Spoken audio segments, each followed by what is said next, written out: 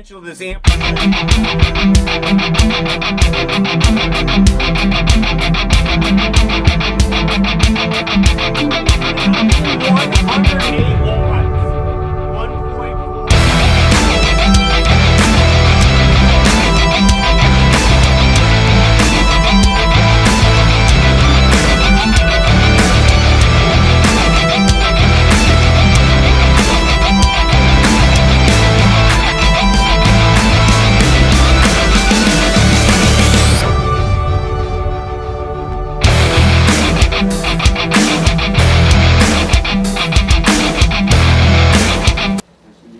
Alrighty, YouTubulars, welcome back.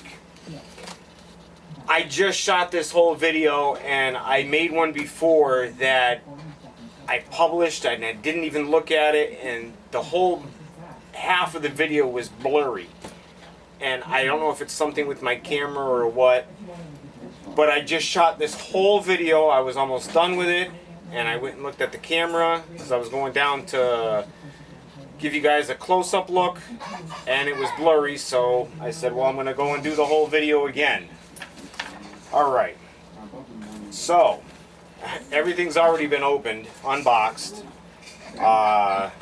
We'll start just off where we were. So here we are, we got the Heavy Hitter 12 and the Heavy Hitter 15 Black Brick Audio. Opening up the box, I have the Black Brick sticker and Black Brick lanyard. I think I'm going to do a giveaway for that. So that'll be in an upcoming video giveaway. I'll probably do it the same way I did the subwoofer giveaways. Alright, so opening up the subwoofer. This is top piece here. Got the cardboard, the foam surrounding the surround, and a little cheat sheet here, just basically giving you the dimensions and the basic info on the subwoofer. Alright, so I said it before, I'll say it again, the double box. I love the double box. So I'm going to put this on the floor, and the subwoofer is sitting in a piece of foam inside the box. That's what is covering the motor, and that's what it's sitting in for safety wise. So we're going to drop this down. It's a little heavy here. Alright, so here we go. Alright, and like I said, heavy. Black brick on the PP cone, polypropylene. It's like black brick, one way and one way.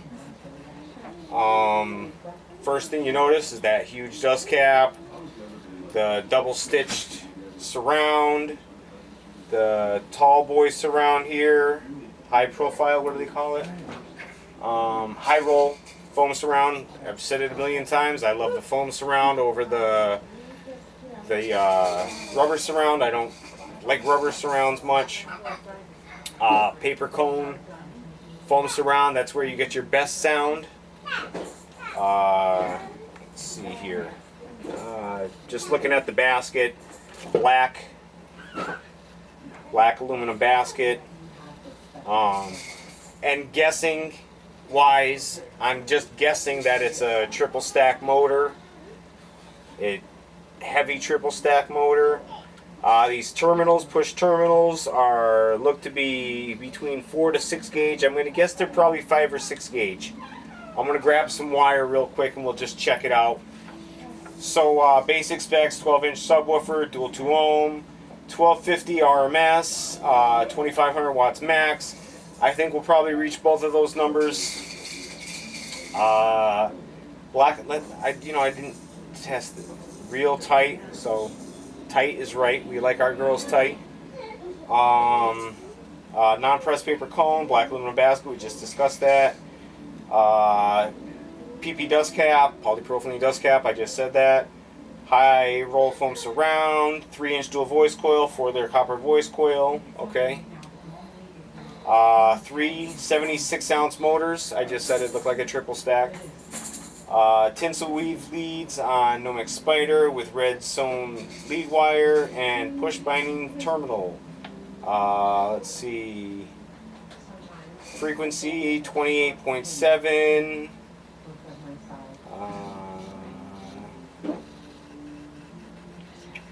One-way X-Max 16.5 millimeters. So that's not bad. That's, I think, like a half inch is 16.5 millimeters. It's like a half inch, I think.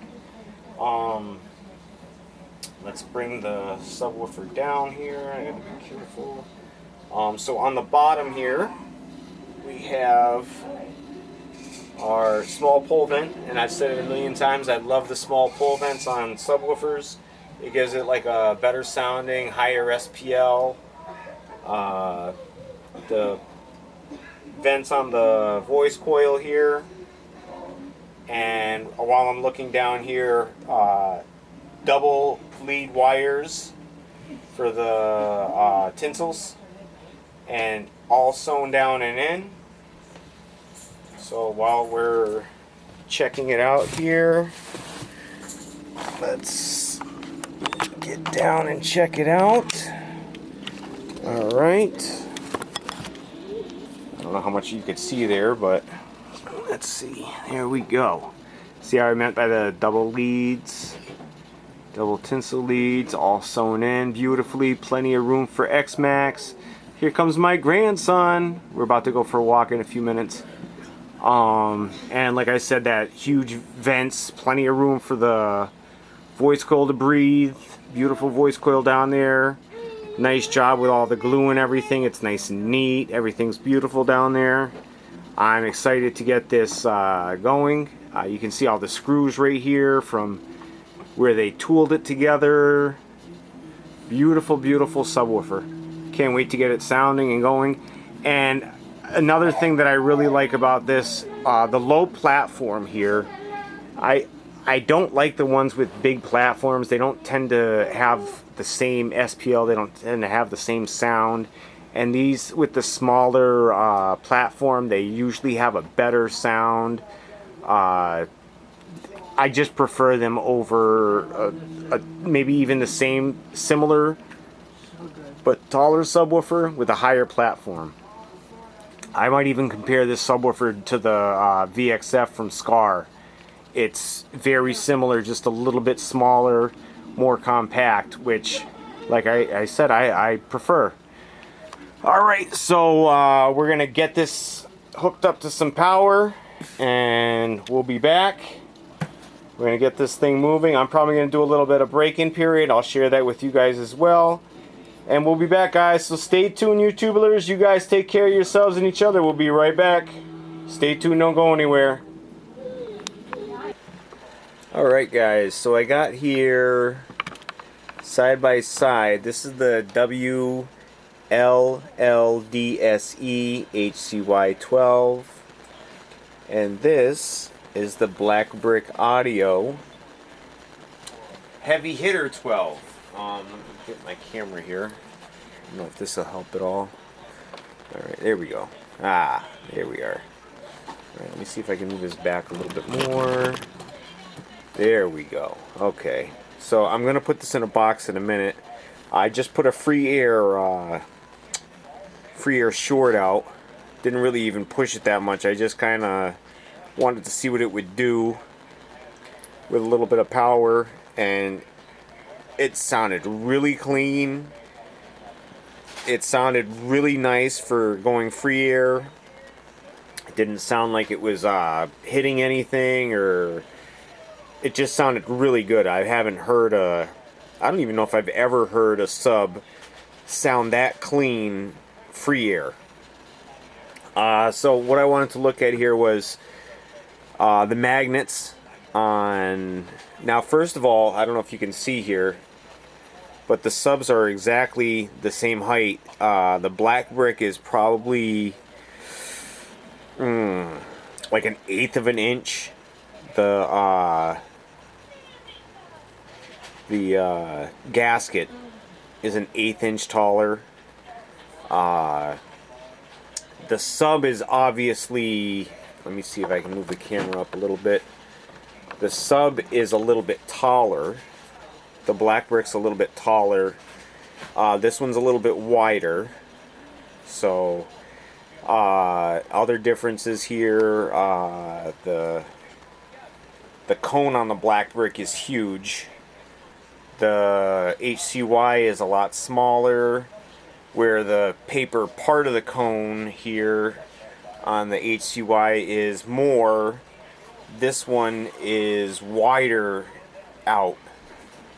Like I said in the beginning of this video when I started doing it, like the way that this was designed was like to get the best possible SPL out of this speaker, and I think it's gonna do wonderful on it. I'm gonna test this in a couple of different boxes, so I'll be doing a couple of different videos on it. I'm really excited to get those done. I don't know if I mentioned the push terminals or not. Yeah, I think I did. The push terminals are like 4 or 5 gauge terminals, huge terminals. I'm actually gonna, why don't I just do that now? Let me get a wire here. Alright, here we go. Alright, so this is a, which one is this? I think this is a 4 gauge wire here. 4 gauge wire. Alright.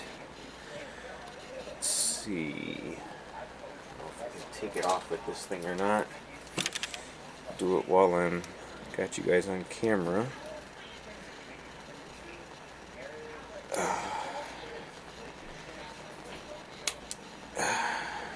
Okay, that's not going to take it off.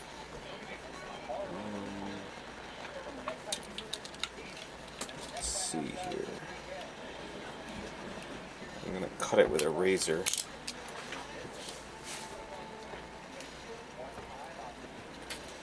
Hey man, I'm on video. you're on video? Yeah. What's going on, guys? What are we So doing I'm here? trying to see if I can fit this 4 gauge wire. I think it's like a 5 gauge. Yeah, Like these a 5 gauge. these kits go based off millimeters, and the conversion Do you have from your phone on you? 4 gauge. I will not be able to find it. I've tried to search it up 100 times. It has the measurement right on here. Yeah, for millimeters. Yeah. 8.6 millimeters equals what gauge wire? What is that? 8.6 millimeters equals what gauge wire?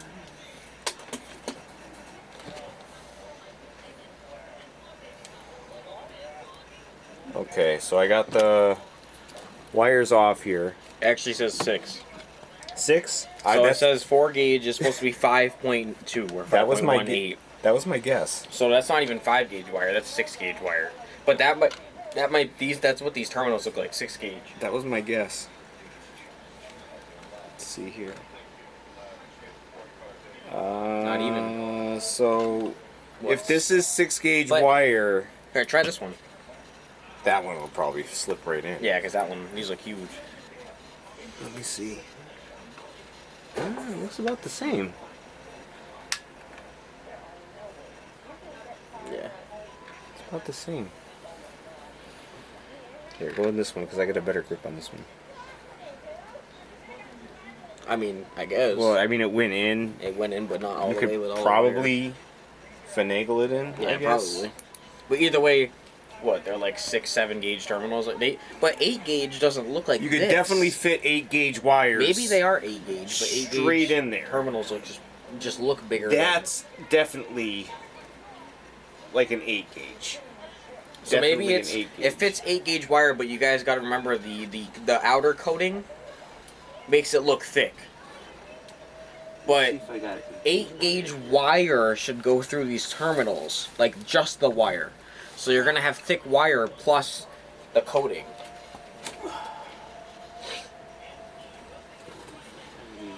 Wow, this blackboard's heavy. I mean, they call it the heavy hitter. It is pretty heavy. I'll be back. All right. Okay, so I think we've gone through that. I think so. 8 gauge wire definitely will securely fit in there. Let me see. I actually have 8 gauge Where did they go now? 8 gauge wire reducer. I know, oops, excuse me. I knew it was here. Okay, so this, oops, right on my phone. Okay, so this is an 8 gauge wire reducer. So let's see what that does. So that slips right in there. And the whole thing slips right in there. So definitely 100% 8 gauge terminals. 100%. Alright, I don't think there was anything else I wanted to show you guys. Just the two subs side by side here. The magnet size between the two.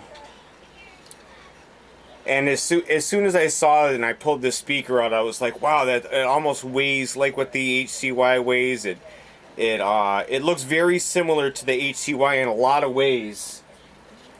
I wanted to line them up against each other and maybe even do like a compare video on them, because I've never done the HCY by itself. We've only done it in a dual box with another speaker, never by itself.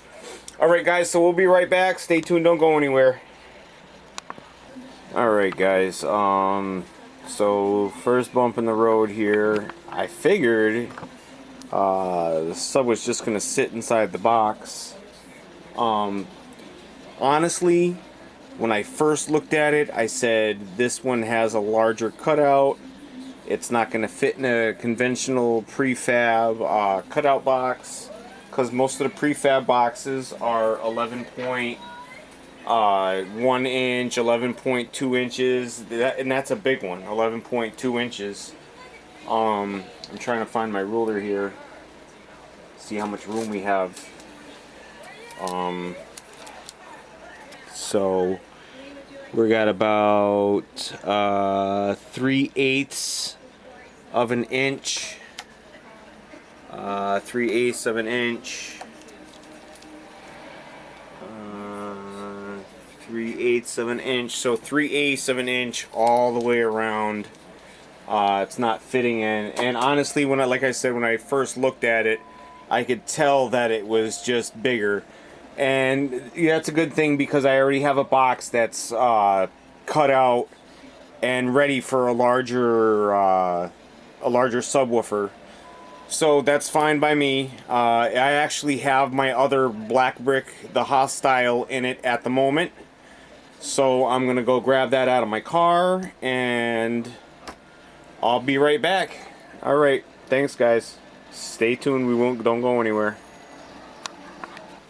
Alright guys, so here in front of you we have, this is the Black Brick Audio Hostile 12. And right next door here, this is the Black Brick Audio Heavy Hitter 12. And you can clearly see there's a huge difference between the two. Magnets being, I mean, you could literally fit this motor inside of that motor. You could fit this basket, and you could fit that subwoofer inside of that subwoofer, literally. And there's a huge difference in height too. So the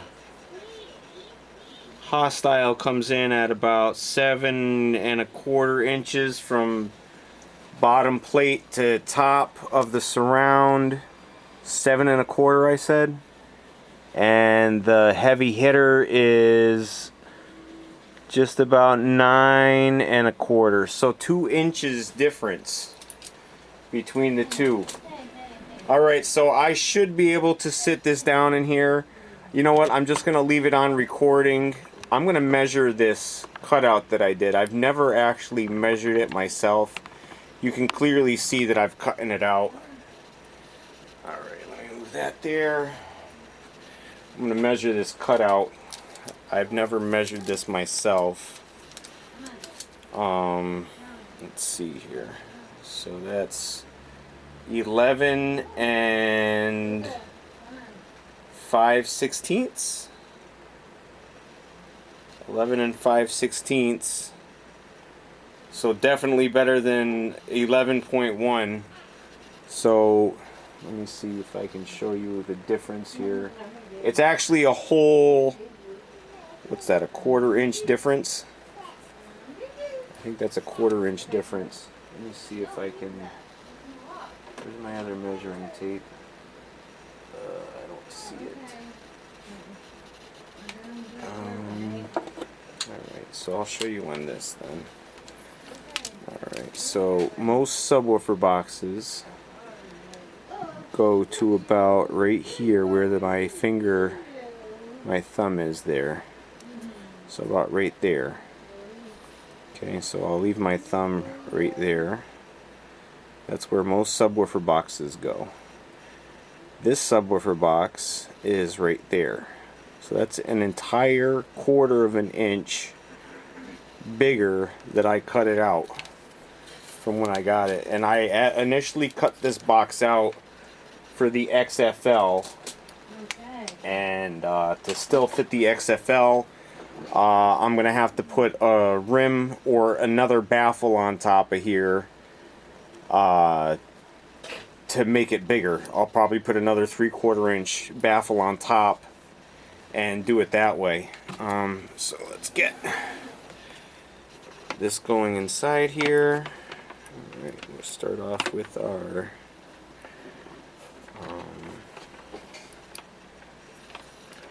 wires. Let's see here.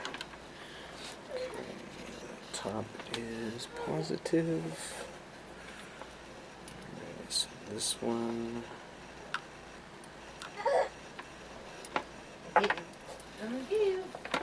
This one is positive, right? Yeah. Okay, so this one is positive. There we go. Positive. And this one's already twirled up. And that's your negative.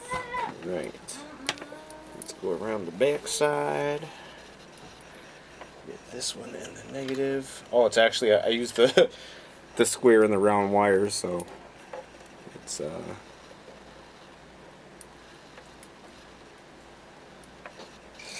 positive is round and the square is negative. Alright, so this should slip right down inside of here. Let's see. I don't think I could turn it that way, so I'll just leave it this way.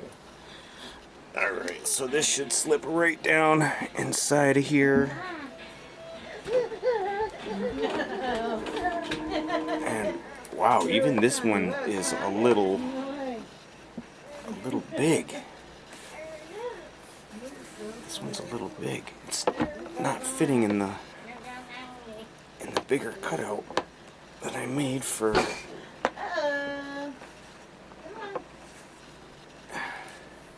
the XFL even. So this one's looking like an even more custom box. I might have to cut some more off of this just to get it in here. I should have plenty of room to the back side of the wall.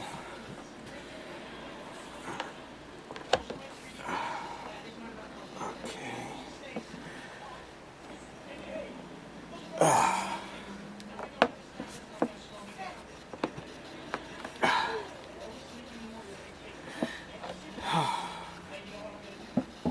I mean, it fit for the most part.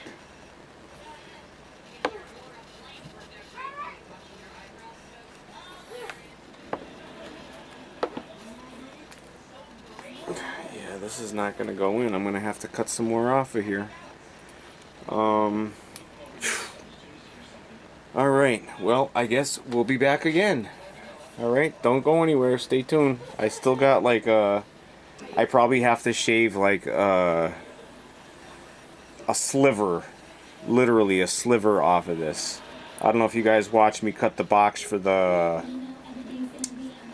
X10, but the X10 said it had a cutout of 10.5 inches, and it ended up being I think it was like 11.5. I ended up cutting an inch off of the box that I can never use for another subwoofer, only the X10. So I should actually like even seal it to that box because I can't do anything else with it. And it would probably make it stronger anyways. Alright guys, I'll be back. Stay tuned, don't go anywhere. Thanks for watching guys, I appreciate you. Alright guys, welcome back. Alright, let me get this back here. I'm going to tweak it a little bit as we go along.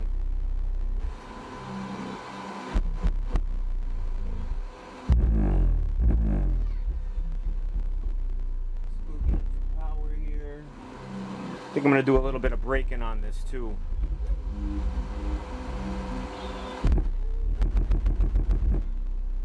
It sounds great, don't get me wrong. It's taking decent power for a brand new sub out of the box. And like I said, it sounds nasty.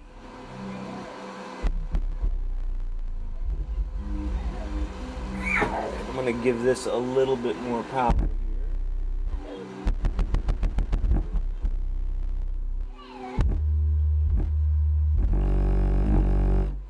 1600 watts there.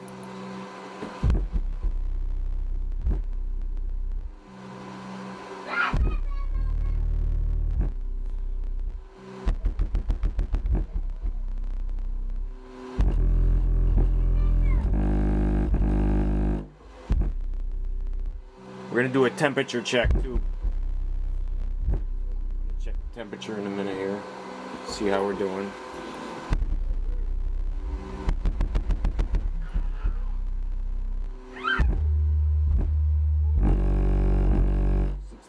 Watts again, almost 1700. Nice and clean. I'm gonna put it on dyno so I can see here. It's getting for ohms.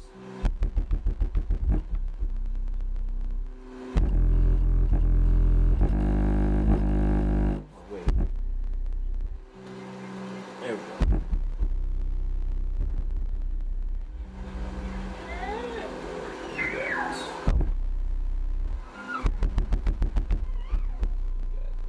Looks like it's 2 and 3 ohms.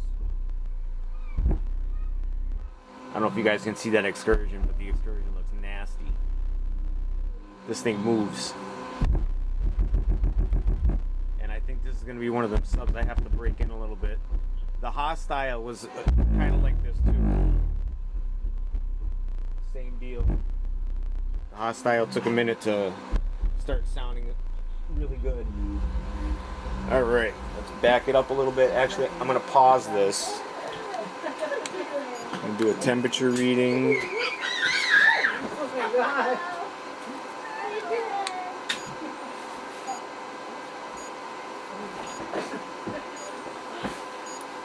Let's see if it's warm. It's not even really warm.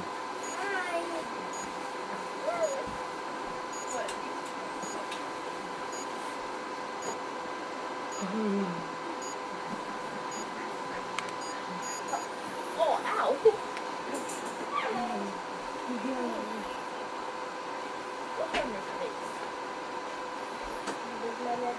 Alright, so we're going to try this again here.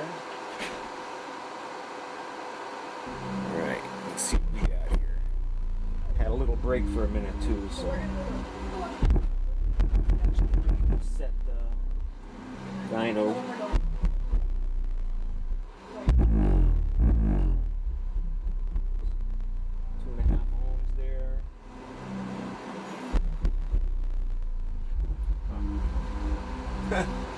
The bass turned my computer on, which means it must have moved the mouse and like clicked the mouse to turn it on.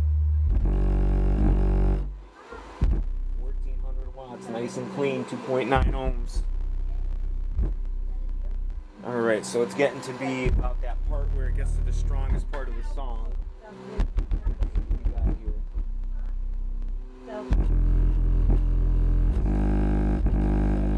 1979. I'll just check this here for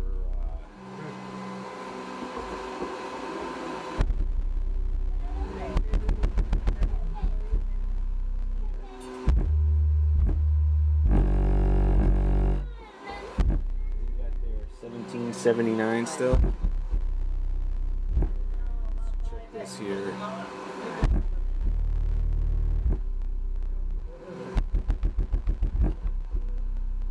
So this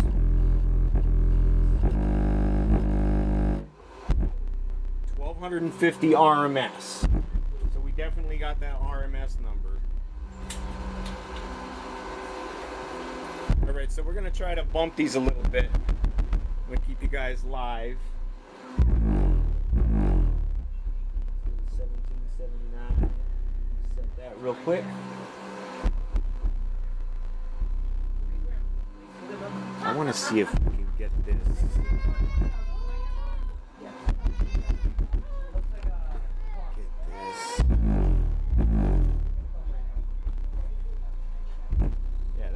Better. There we go. That's a little bit better. All right.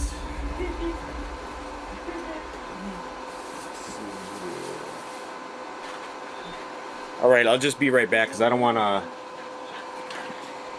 I'll be right back, guys. Alrighty, guys, welcome back. Alright, I think we're rolling. Yep, we're rolling. And we're rolling. And we're rolling. Alright, so we're going to try to burst this here. Let's reset that there.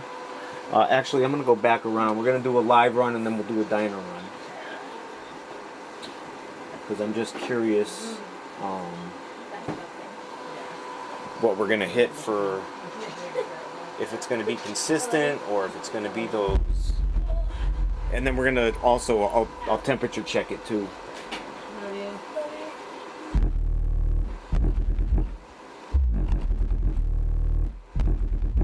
So,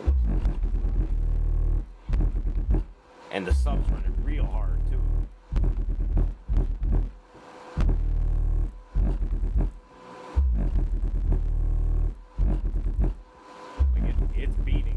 It's beating this box too.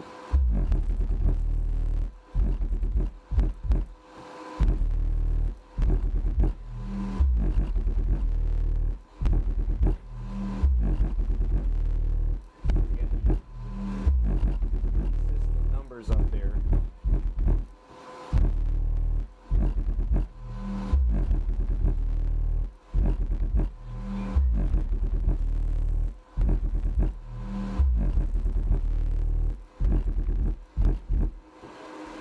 Alright, so we're going to pause this here. Actually, I'm going to go back. There we go. Alright, so we're going to take a quick... it doesn't even really feel warm. I'm going to take a quick temperature check here. We'll do it live on the thing here. So here we are. We got, let me see, 91 degrees. Let me go more towards the, 94 degrees, it just jumped.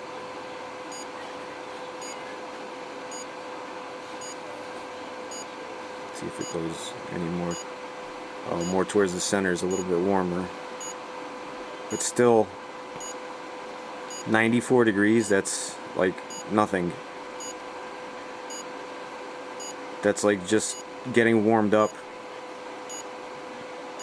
Yeah, 94.4, guys. 94.4. Alright, so let's get this puppy going again. I'm gonna go on dyno power. Get some dyno power going. Alright. Alright, let's see what we got here. I'm hoping we get a high number here. We should get something.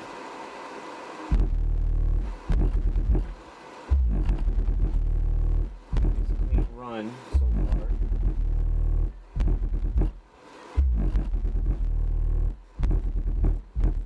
Oh, no. Ah.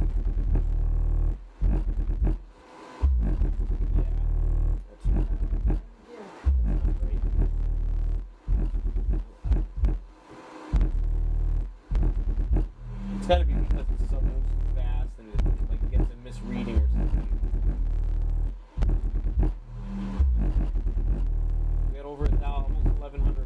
There we go. 1200 watts. On our mess. So it's taking that, you can see it's taking that power with ease all day.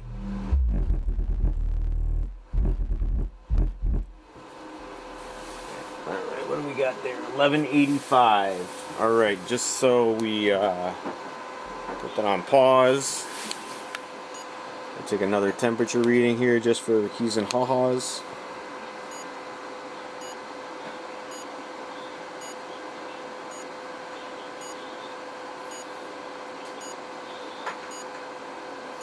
So it went up about 1 degree. I think it was 94.4. 95.3 degrees. And that's like right on the... That's right on there. And like it's barely warm. So I mean, this thing is a rock. I'm gonna do a flex. I'll show you guys what I do. I'll get it live here.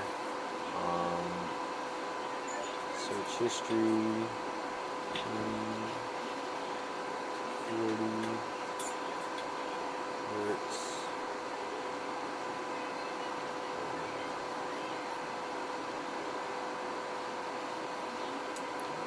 Let's see.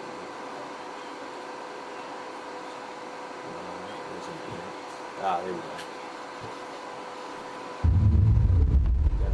Pay for our commercial here.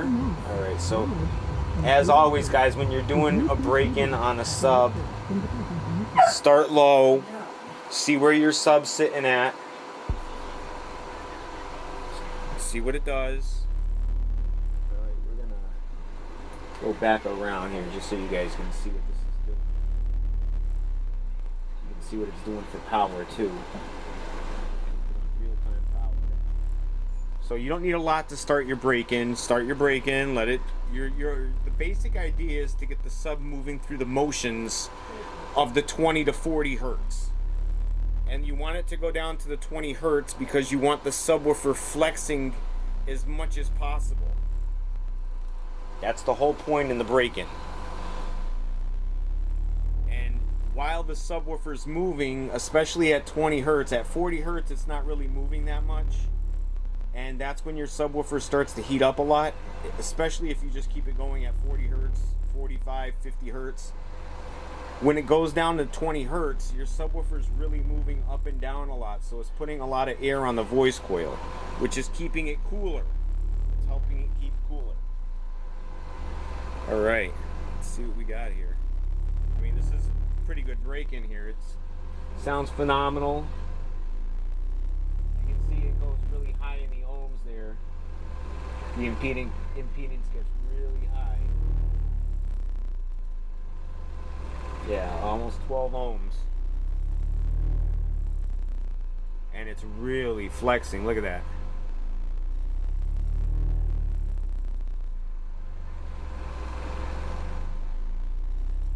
It's probably moving a good 3/4 of an inch.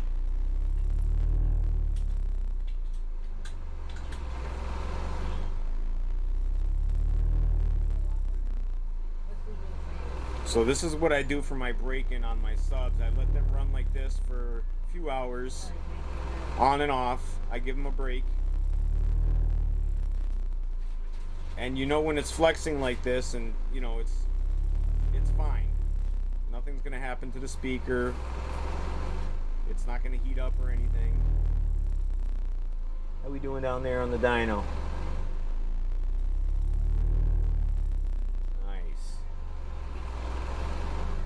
Dipping all the way down to 20 hertz. So the low is 20 hertz, the high is 40 hertz. And when you see it peak at that high number, whatever, you know, 240, 300 watts, whatever it says there, the 300 watts, that's when it hits the 40 hertz. At the low number, that's when it's at 20 hertz. You don't need a lot of power to move 20 hertz. To get the sound of 20 hertz, then you need some power. Because it actually has to hit, but your box has to be tuned to that too. So if your box is not tuned to 20 hertz, you're not going to get a correct sound, we'll say. The sound is going to sound kind of muddy.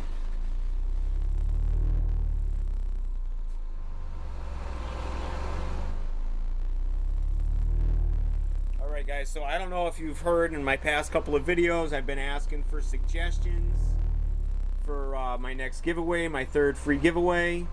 I've already given away 2 subwoofers already. The first was when I got 1,000 subscribers, and I give you guys back 10% of my earnings from YouTube, from Google, and I give it back to you in a subwoofer.